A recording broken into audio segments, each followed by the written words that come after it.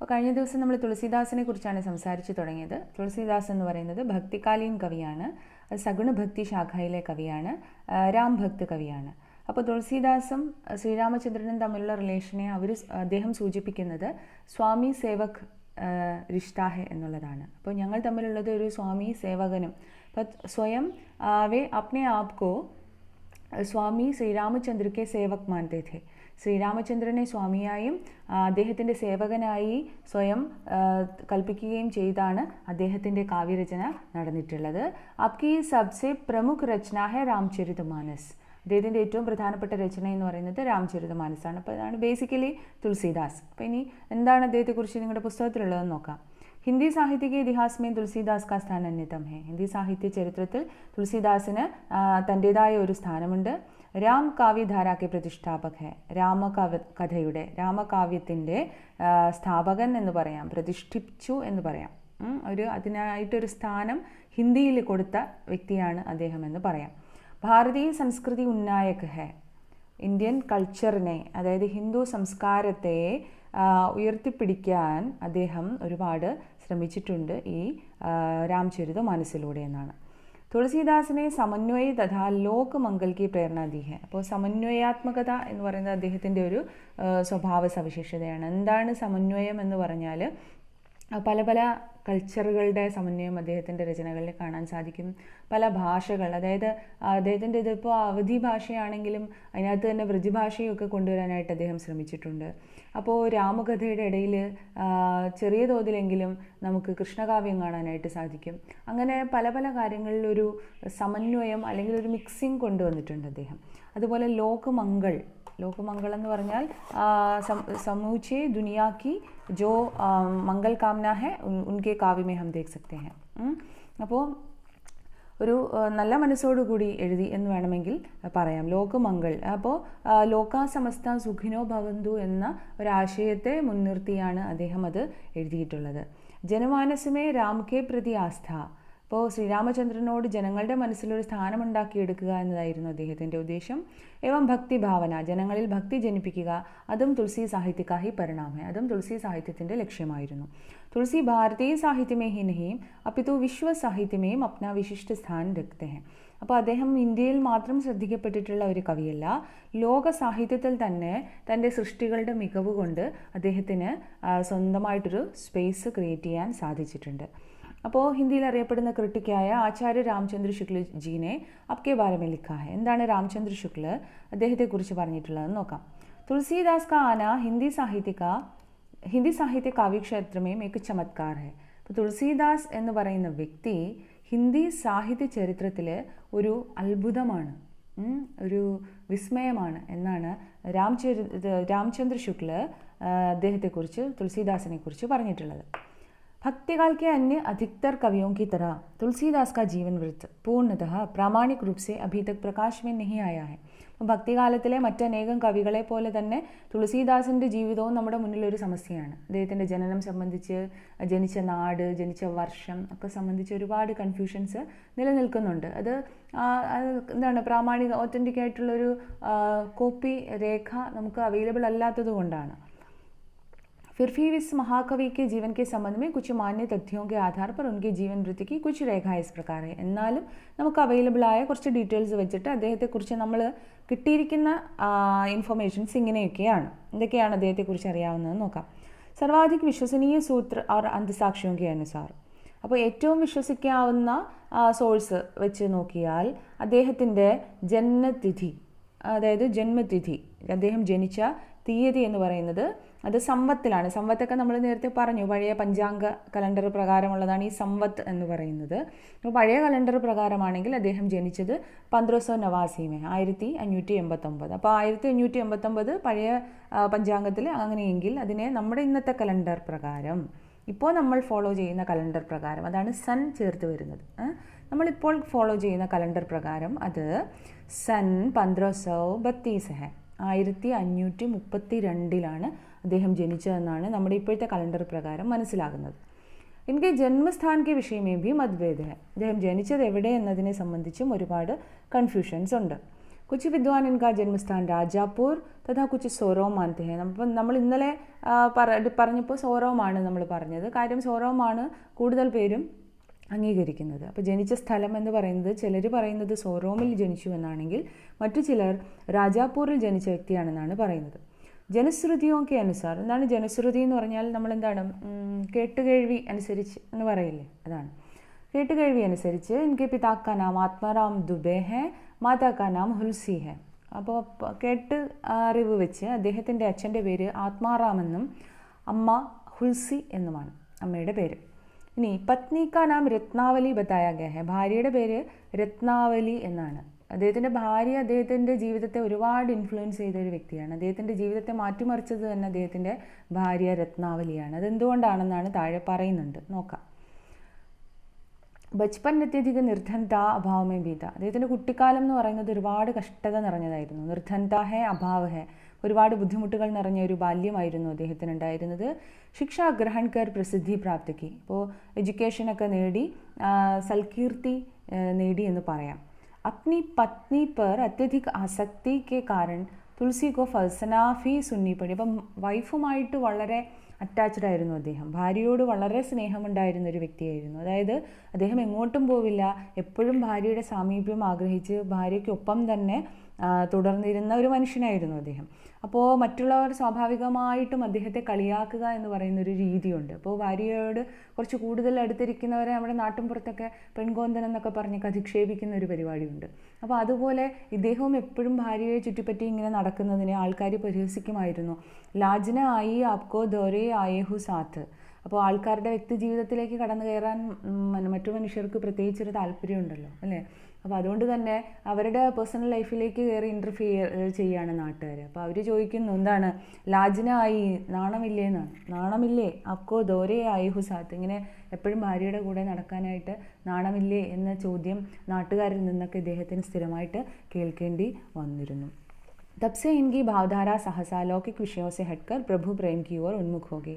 അപ്പോൾ അങ്ങനെ ഇരിക്കുന്ന സമയത്ത് ഈ വൈഫിനത് വല്ലാതെ ഇറിറ്റേറ്റിംഗ് ആയിട്ട് തോന്നി. ഒരു ദിവസം വഴക്ക് പറയുകയും അങ്ങനെ എന്തോ ചെയ്യുകയും ചെയ്തു.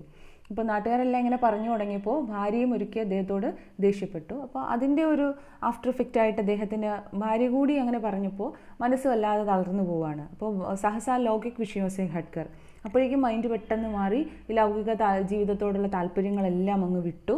പ്രഭു പ്രേം കി ഓർ ഉന്മുഖ് ഹോ ഗയി. അപ്പോൾ നാട്ടുകാരെല്ലാം കൂടി ജീവിതം ഇല്ലാണ്ടാക്കി എന്ന് വേണമെങ്കിൽ പറയാമല്ലേ. അപ്പോൾ പ്രഭു പ്രേം കി ഓർ ഉന്മുഖ് ഹോ ഗയി. അപ്പോൾ ഒരു പക്ഷേ അദ്ദേഹത്തിൻ്റെ ജീവിതത്തിൻ്റെ ലക്ഷ്യം അതായിരുന്നു, അതുകൊണ്ടുകൂടിയാകാം അല്ലേ. അപ്പോൾ അങ്ങനെ ഭാര്യയായിട്ട് പിണങ്ങി പോയില്ലായിരുന്നുവെങ്കിൽ ഇത്രയും ശ്രേഷ്ഠമായൊരു കൃതി നമുക്ക് കിട്ടില്ലായിരുന്നു. അദ്ദേഹത്തിൻ്റെ കുടുംബജീവിതം നഷ്ടപ്പെട്ടു പോയെങ്കിലും രാംചരിതമാനസ് പോലെയുള്ള മഹത്തായൊരു ഗ്രന്ഥം നമുക്ക് കിട്ടിയത് വാസ്തവത്തിൽ എന്താ പറയുക, ആ ഒരു പ്രശ്നത്തോടു കൂടിയാണ്. അപ്പോൾ ഭാര്യ വഴക്ക് പറഞ്ഞതോടുകൂടി നാട്ടുകാർ വഴക്ക് പറഞ്ഞു, തുടർന്ന് ഭാര്യ വഴക്ക് പറഞ്ഞു, എല്ലാം കൂടിയായിട്ട് അദ്ദേഹം ലൗകിക ജീവിതത്തോടൊക്കെ വെറുപ്പ് തോന്നി, വീട്ടിൽ നിന്ന് ഇറങ്ങിപ്പോയി. പിന്നെ പ്രഭു പ്രേം, പിന്നെ അദ്ദേഹത്തിന് ആ മുഴുവൻ സ്നേഹവും ഭാര്യ രത്നാവലിക്ക് കൊടുത്ത സ്നേഹം മുഴുവൻ അദ്ദേഹം പ്രഭുവിന് കൊടുക്കുകയാണ്, ശ്രീരാമചന്ദ്രന് കൊടുക്കുകയാണ്. അപ്പോൾ സ്വാമിയായിട്ട് അദ്ദേഹത്തെ കണ്ട് അദ്ദേഹത്തിന് സകല സ്നേഹവും വാരിക്കോരി കൊടുക്കുകയാണ്.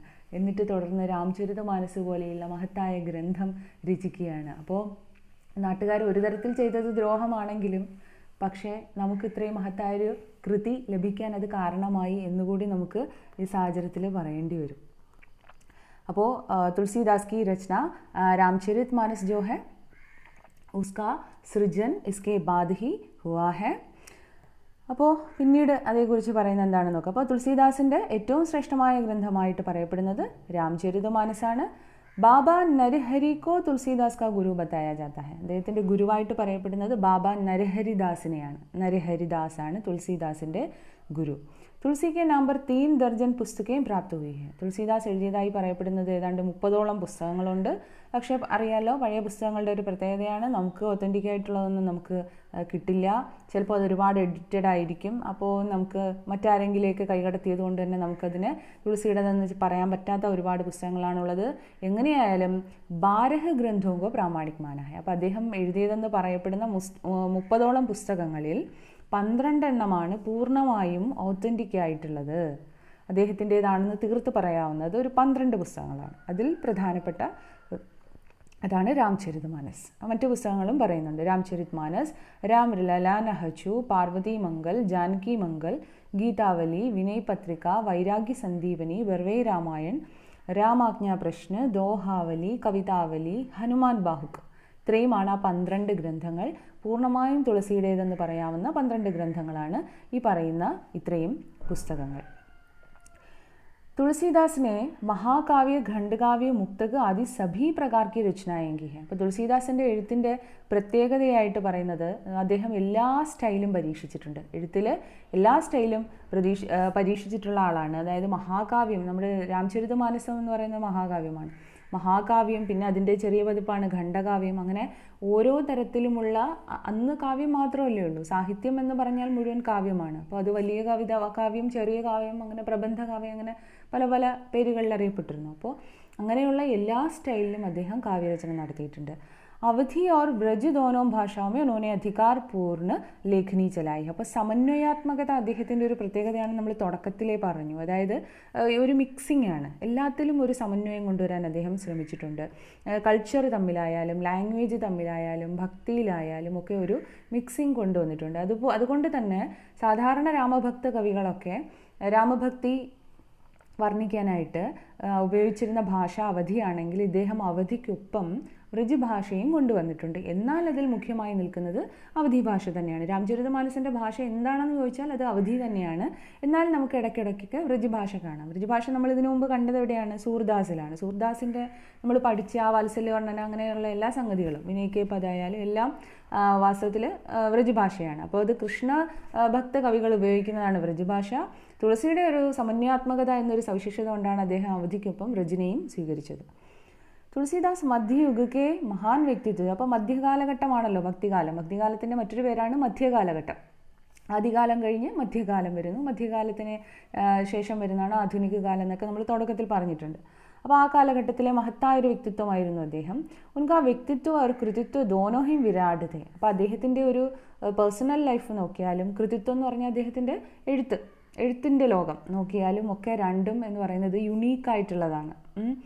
ആചാര്യ ഹസാരി പ്രസാദ് ദ്വിവേദി ഉनके വിരാട് വ്യക്തിത്വ പരിപ്രേക്ഷ്യ में लिखते हैं. അപ്പോൾ അദ്ദേഹത്തിൻ്റെ വ്യക്തിത്വത്തെക്കുറിച്ച്, അദ്ദേഹത്തിൻ്റെ ആ ഒരു ക്യാരക്ടർ, അതിനെക്കുറിച്ച് ആചാര്യ ഹസാരി പ്രസാദ് ദ്വിവേദി എന്ന ഒരു ക്രിട്ടിക് ഇങ്ങനെ എഴുതിയിട്ടുണ്ട്. तुलसीदास का महत्व बताने के लिए विद्वानों ने अनेक प्रकार की तुलनात्मक उक्तियों का सहारा लिया है. അപ്പോൾ തുളസീദാസിൻ്റെ മഹത്വം പറയുന്നതിന്, തുളസീദാസിൻ്റെ മഹത്വം എന്താണെന്ന് നമുക്ക് ബോധ്യപ്പെടുത്തി തരാനായിട്ട് ഓരോ വിദ്വാൻമാരും അല്ലെങ്കിൽ ഓരോരുത്തരും ഒരുപാട് കമ്പാരിസൺസ് കൊണ്ടുവന്നിട്ടുണ്ട്. തുലന എന്ന് പറഞ്ഞാൽ കമ്പാരിസനാണ്. അതായത് അന്നേ കാലം വരെ അറിയപ്പെട്ടിരുന്ന പ്രശസ്തരായ കവികളുമായിട്ടാണ് പലരും അദ്ദേഹത്തെ ഉപമിച്ചിരുന്നത്.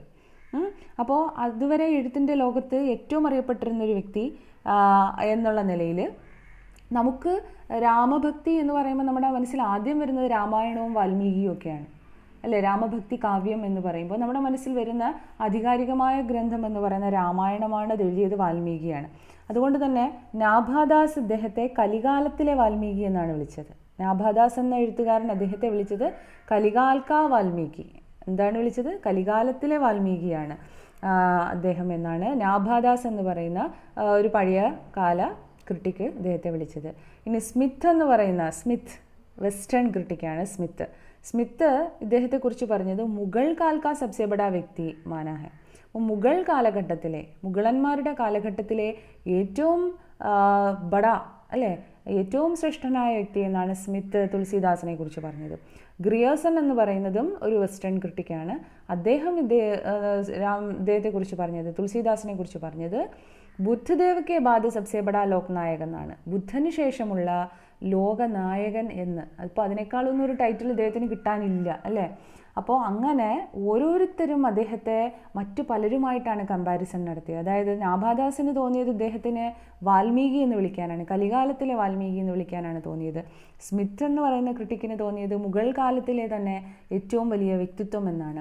ഗ്രിയസൺ എന്ന് പറയുന്ന ക്രിട്ടിക്ക് ഇദ്ദേഹത്തെ ബുദ്ധന് ശേഷമുള്ള ലോകനായകൻ എന്ന് വിളിക്കാനാണ് തോന്നിയത്.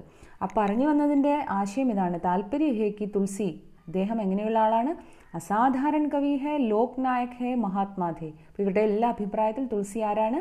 ഒരു അസാധാരണ വ്യക്തിത്വമുള്ള കവിയും ലോകനായകനും. ലോകനായകൻ എന്ന് പറഞ്ഞാൽ മറ്റുള്ളവരുടെ മുന്നിൽ ഒരു മാതൃക സൃഷ്ടിക്കുന്ന ആളിനെയാണല്ലോ നമ്മൾ നായകൻ എന്ന് വിളിക്കുന്നത്. അപ്പോൾ ലോകനായകനാണ്, മഹാത്മാവാണ്, അങ്ങനെ പല പല പേരുകളിലാണ് ഇദ്ദേഹത്തെ ഓരോരുത്തരും വിളിച്ചത്. അപ്പോൾ ഇതൊക്കെ കോട്ട് ചെയ്ത് തന്നേക്കുന്നത്, ഇവരിങ്ങനെയൊക്കെ വിളിച്ചിരുന്നു എന്ന് നമുക്ക് കോട്ട് ചെയ്ത് തന്നേക്കുന്നത് ഹസാരി പ്രസാദ് ദ്വിവേദിയുടെ പുസ്തകത്തിലാണ്. അതാണ് ആ തുടക്കത്തിൽ പറഞ്ഞത്.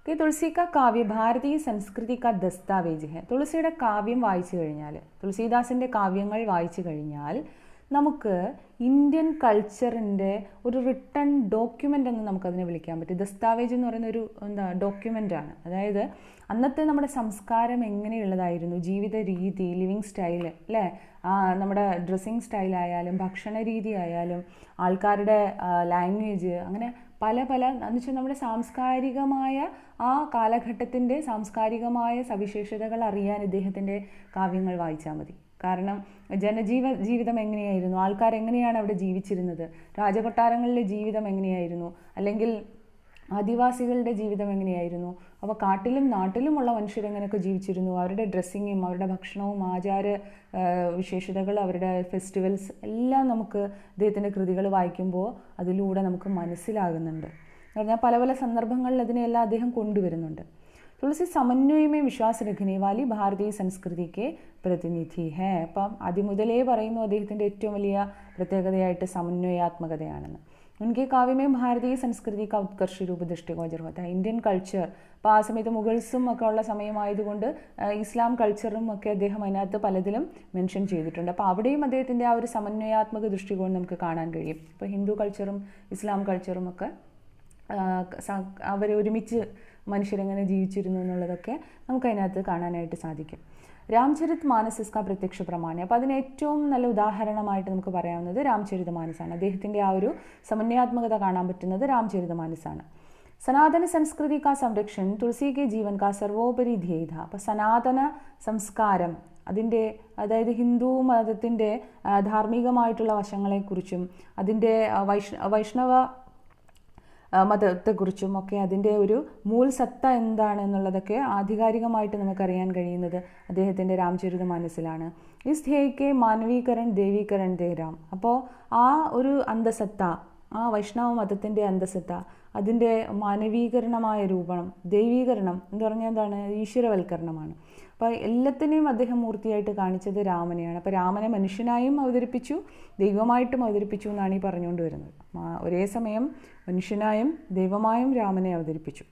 സമഗ്ര സനാതൻ സംസ്കൃതി को जैसी സമഗ്ര അഭിവ്യക്തി തുളസി ദേ സകേ ഹേ വൈസി മഹർഷി വ്യാസ് के अतिरिक्त कोई नहीं. അപ്പോൾ ഈ സനാതന സംസ്കാരത്തെ എത്രത്തോളം അദ്ദേഹം നമുക്ക് കാണിച്ചു തന്നിട്ടുണ്ടോ അത് വ്യാസമഹർഷിക്ക് അപ്പുറം മറ്റാരും ചെയ്തിട്ടില്ല എന്നാണ്. അതായത് വ്യാസമഹർഷിയെ കൂടാതെ, തുളസീദാസിനെ കൂടാതെ സനാതന സംസ്കാരം എന്താണെന്ന് നമുക്ക് ഇത്രയും ആധികാരികമായി മറ്റാരുടെ കൃതികളിലും കാണാൻ സാധിക്കില്ല. ഇനി അദ്ദേഹം എന്തൊക്കെയാണ് നമുക്ക് അതിൽ കാണിച്ചു തന്നിട്ടുള്ളതെന്നാണ് പറയുന്നത്. എന്താണ് ആര്യ സംസ്കാരം? ശ്രീരാമചന്ദ്രൻ്റെ കുടുംബം അല്ലേ, ആര്യ സംസ്കാരത്തിൽപ്പെട്ടവരാണ്.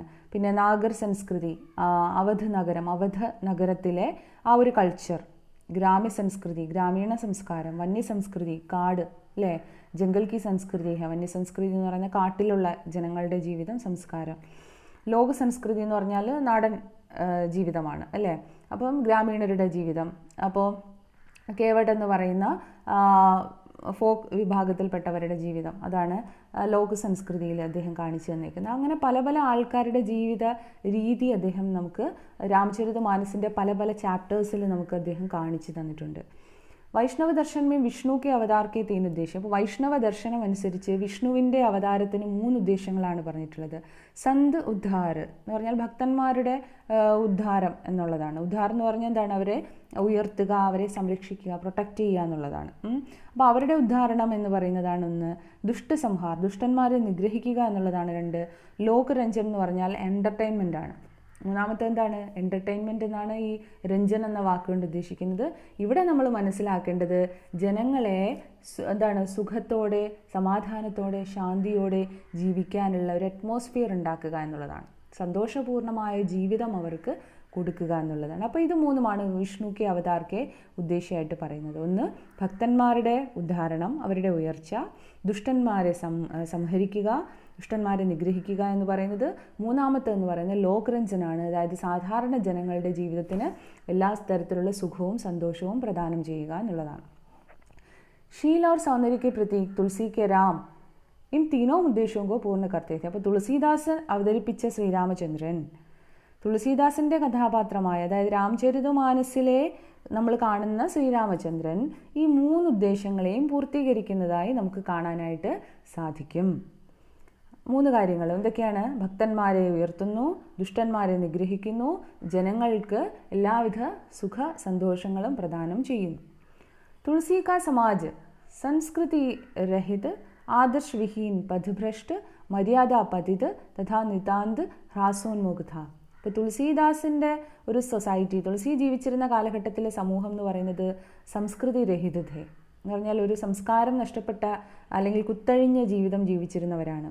ആദർശവിഹീനതേ, പ്രത്യേകിച്ച് അവർക്കൊരു ആദർശമൊന്നും ഉണ്ടായിരുന്നില്ല. പഥഭ്രഷ്ടതേ, ഒരു വഴിതെറ്റിയ അവസ്ഥയിലായിരുന്നു. മര്യാദ പതിതേ, മര്യാദ കെട്ട ഒരു ജീവിതം നയിച്ചിരുന്നവരായിരുന്നു. നിതാന്ത് ഹ്രാസോന്മുഖ, മൊത്തത്തിൽ ഹ്രാസോന്മുഖം എന്ന് പറഞ്ഞാൽ നാശത്തിലേക്ക് കൂപ്പുകുത്തുന്ന ഒരു ജനതയായിരുന്നു തുളസിയുടെ മുന്നിലുണ്ടായിരുന്നത്. അപ്പോൾ തുളസിയുടെ മുന്നിലുണ്ടായിരുന്ന ജനത, തുളസീദാസിൻ്റെ മുന്നിലുണ്ടായിരുന്ന ഒരു ജനത എല്ലാ തരത്തിലും അധപതിച്ച ഒരു ജനതയായിരുന്നു. അപ്പോൾ അവർക്കൊരു മാർഗനിർദ്ദേശം കൊടുക്കുക എന്ന് പറയുന്നത് തൻ്റെ ലക്ഷ്യമായിട്ട് തുളസീദാസ് കരുതി. എന്ന് പറഞ്ഞാൽ അവർക്ക് ജീവിക്കാൻ ഒരു ആദർശം ഉണ്ടാക്കി കൊടുക്കണം. നിങ്ങൾ ചെയ്യണതെല്ലാം തെറ്റാണ്, നിങ്ങളുടെ ജീവിത രീതിയൊക്കെ ചെയ്യാൻ പാടില്ലാത്ത രീതിയിലാണ്. അപ്പോൾ അതിനൊക്കെ ഒരു മോഡൽ അവരുടെ മുന്നിൽ പ്രസൻറ്റ് ചെയ്യണമായിരുന്നു തുളസിയെ സംബന്ധിച്ച്. അതിനുവേണ്ടി അദ്ദേഹം കണ്ടെത്തിയ മാർഗം കൂടിയാണ് ശ്രീരാമചന്ദ്രൻ്റെ ജീവിതം. ശ്രീരാമചന്ദ്രൻ്റെ ജീവിതത്തിലൂടെ ഒരു മകൻ എന്തായിരിക്കണം, ഒരു ഭർത്താവ് എന്തായിരിക്കണം, അല്ലെങ്കിൽ ഒരു നല്ല രാജാവ് എങ്ങനെയായിരിക്കണം എന്നൊക്കെയുള്ളൊരു മോഡൽ പ്രസൻറ്റ് ചെയ്യാനാണ് അദ്ദേഹം ശ്രമിച്ചത്. അങ്ങനെ തുളസീദാസ് എന്ത് ചെയ്തു? രാമരാജ്യ വർണ്ണന്മയും സമാജ് പരിവാർ ധർമ്മക്കെ ആദർശ രൂപക്കെ കൽപ്പനാക്കി. അങ്ങനെയാണ് അദ്ദേഹം സൊസൈറ്റിക്ക് ഒരു ആദർശ രൂപം അതിനകത്ത് പ്രതിപാദിച്ചു. സമൂഹം എങ്ങനെ ജീവിക്കണമെന്ന് രാമചരിതമാനസിൽ പ്രതിപാദിച്ചു. പരിവാർ, കുടുംബം എങ്ങനെയായിരിക്കണം, കുടുംബ ബന്ധങ്ങൾ എങ്ങനെയായിരിക്കണം എന്ന് അദ്ദേഹം അതിൽ പരാമർശിച്ചു. ധർമ്മ, മതം എന്തായിരിക്കണം, നമ്മുടെ മതവിശ്വാസം എങ്ങനെയായിരിക്കണം, അങ്ങനെ എല്ലാത്തിനും ഒരു ആദർശം അദ്ദേഹം ഈ പറഞ്ഞ രാമചരിതമാനസിലൂടെ കൊണ്ടുവരാൻ ശ്രമിച്ചു. അതുകൊണ്ട് അദ്ദേഹം ഉദ്ദേശിച്ച ഇതാണ്, വഴിതെറ്റിയ ആ ജനതയ്ക്ക് ഒരു വഴികാട്ടി കൊടുക്കുക എന്നുള്ളതാണ്, ശരിയായ വഴികാട്ടി കൊടുക്കുക എന്നുള്ളതാണ്. തുളസിയുടെ സാമാജിക് ജീവൻ കാ മൂല്യാങ്കൻ ആചാര്യ കി കസോട്ടി पर किया है.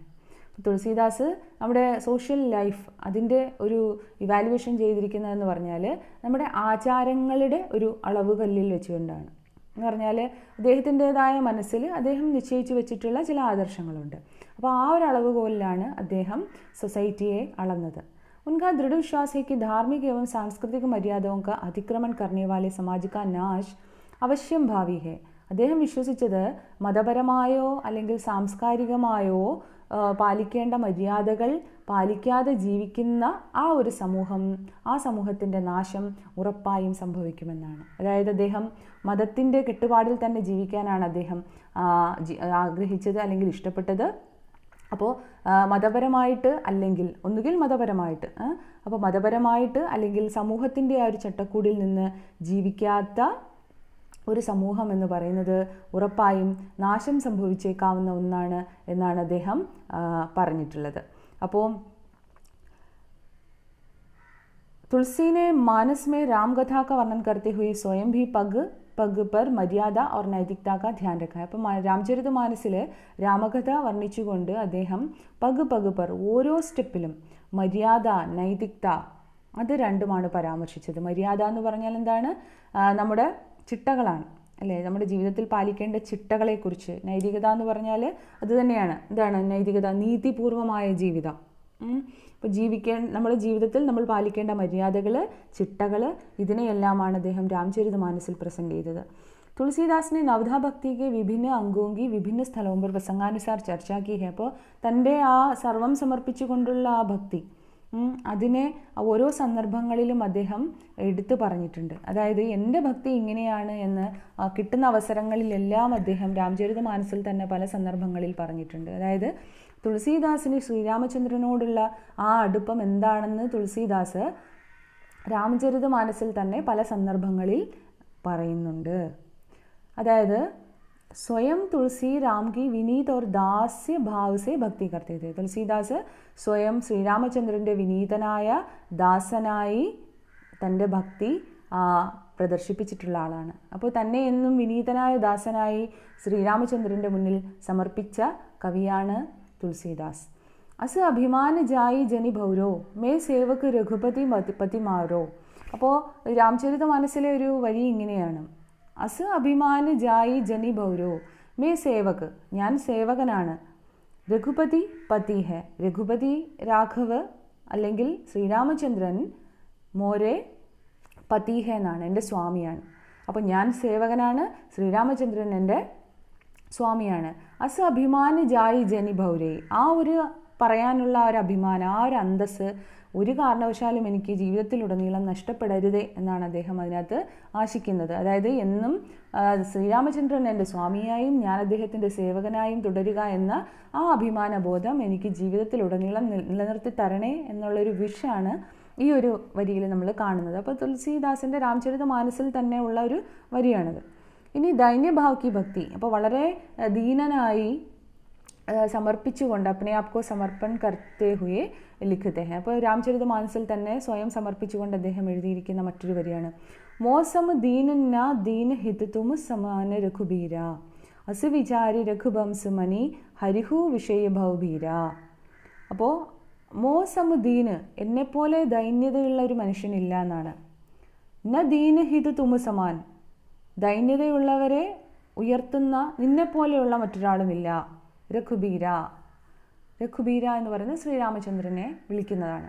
അപ്പോൾ ഹേ ശ്രീരാമചന്ദ്ര, എന്നെപ്പോലെ ദൈന്യതയുള്ള മറ്റൊരാളില്ല എന്ന് പറഞ്ഞാൽ എന്നെപ്പോലെ ഇത്രയും ഈശ്വര കടാക്ഷം ആവശ്യമുള്ള മറ്റൊരാളില്ല എന്നാണ്. മേയോസമുദ്ദീന്. ഇനി ന ദീനഹിത് തുമു സമാന, ദീനഹിതം ചെയ്യുന്നവൻ, ദീനഹിതം എന്ന് പറഞ്ഞാൽ പാവങ്ങൾക്ക് ഉചിതം ചെയ്യുന്നവൻ, നിന്നെപ്പോലെ പാവങ്ങൾക്ക് ഉചിതം ചെയ്യുന്നവനായ മറ്റൊരാളുമില്ല. അപ്പോൾ അങ്ങേറ്റം ദീനനായ എന്നെപ്പോലെ മറ്റൊരാളില്ല, ദൈന്യതയുള്ളവരെ സഹായിക്കുന്ന നിന്നെപ്പോലെ മറ്റൊരാളുമില്ല. ഹേ രഘുബീര അസ് വിചാരി, അങ്ങനെ വിചാരിച്ചുകൊണ്ട് രഘുബംസ് മണി, രഘുബംസ് മണി എന്ന് പറഞ്ഞാൽ രഘുവംശത്തിൻ്റെ രത്നമേ എന്നാണ്. രഘുവംശത്തിൻ്റെ വിലപ്പെട്ട രത്നമേ, രഘുവംശത്തിൽ ജനിച്ച ആളാണല്ലോ ശ്രീരാമചന്ദ്രൻ. ഹരിഹു വിഷയ ഭവഭീര, ഭവഭീര എന്ന് പറഞ്ഞാൽ ജന്മ और मरण के संबंध में मेरे मन में जो भी शंकाएं हैं उसका ഹരിഹു എന്ന് പറഞ്ഞാൽ ഹരൺ കരോ, ഇല്ലാതാക്കൂ എന്നാണ്. അപ്പോൾ ജനന മരണങ്ങളെക്കുറിച്ച് എൻ്റെ മനസ്സിലുള്ള പേടി, ഭയം, ഇതിനെയെല്ലാം ഇല്ലാതാക്കി തരണേ. അപ്പോൾ ഇത് ഇൻട്രൊഡക്ഷനിൽ പറഞ്ഞിരിക്കുന്ന ഒരു ദോഹയുടെ പാർട്ടാണ്. അദ്ദേഹത്തിൻ്റെ ഭക്തി എത്രത്തോളം ഉണ്ട് എന്ന് നമുക്ക് മനസ്സിലാക്കി തരാൻ വേണ്ടി മാത്രമുള്ളതാണ്. നിങ്ങളുടെ പഠിക്കാനുള്ള ഭാഗം ഇതൊന്നുമല്ല. അപ്പോൾ അദ്ദേഹം എത്രത്തോളം വിനമ്രനായി ശ്രീരാമചന്ദ്രൻ്റെ മുന്നിൽ തന്നെ സമർപ്പിച്ചു എന്ന് നമുക്ക് മനസ്സിലാക്കി തരാൻ വേണ്ടി മാത്രമാണ് അതവിടെ പറഞ്ഞിട്ടുള്ളത്. തുളസീദാസിനെ ആദർശ രാമരാജ്യക്ക് സ്ഥാപന കേലി, അപ്പോൾ ഒരു ആദർശ രാമരാജ്യം, അപ്പോൾ വഴിതെറ്റി നിൽക്കുന്ന ജനതയ്ക്ക് മുന്നിൽ ഒരു ആദർശ രാജ്യം സമർപ്പിക്കണം, ഒരു മാതൃക കൊടുക്കണം എന്ന ഉദ്ദേശത്തോടു കൂടി രാം और उनके परिजनों सखाओं സേവകവും ഭായിയോं को आदर्श रूप में हमारे सामने रखा है.